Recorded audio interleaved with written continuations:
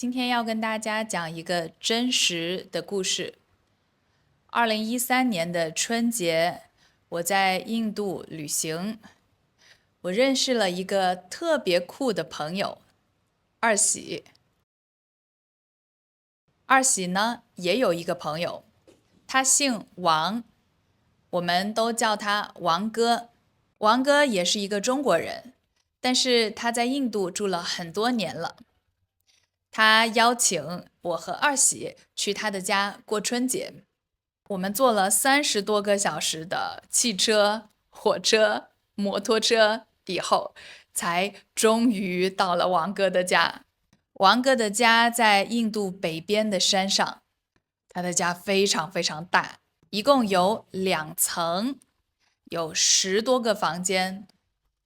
家里只有王哥和他的佣人 Jack 一起住。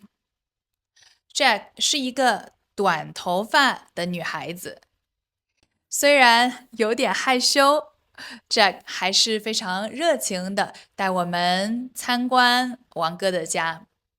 新年的晚上，我二喜、王哥还有我的另一个朋友杏儿姐 Jack， 我们一起包饺子、看电视、聊天，非常开心。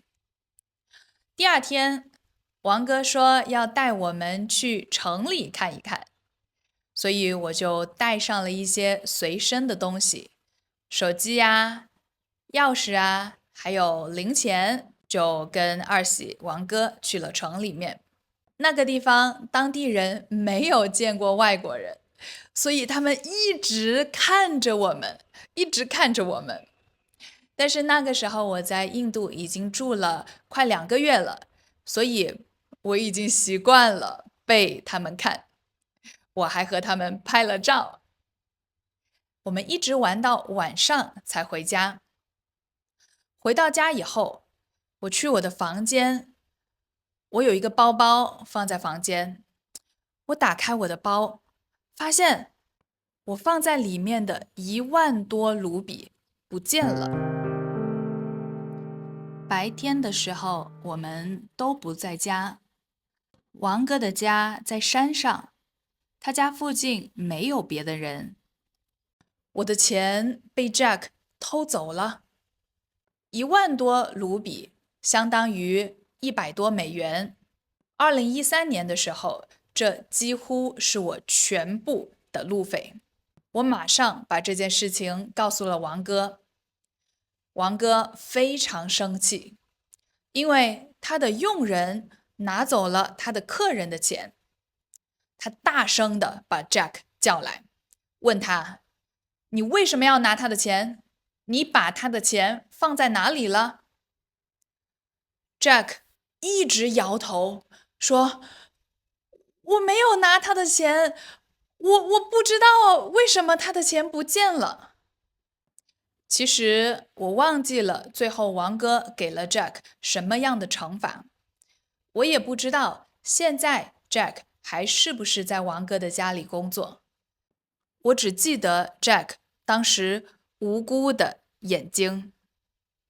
后来呢，我有点后悔。虽然我也不知道，除了是被 Jack 拿走了以外，我的钱还为什么会不见了？但是我其实没有任何证据。如果没有证据，我为什么可以说这个钱是被 Jack 拿走的？说不定是在我到王哥家以前，钱就不见了，或者被我掉在了什么地方，也有可能。从2013年到2024年，已经过去11年了，我还是不知道我的钱为什么会不见。但是 Jack 的眼神和他摇头的样子，我一直都记得。好，这就是今天的故事。不知道你有什么想法？欢迎你在评论区留言告诉我。我们下个视频见吧，再见。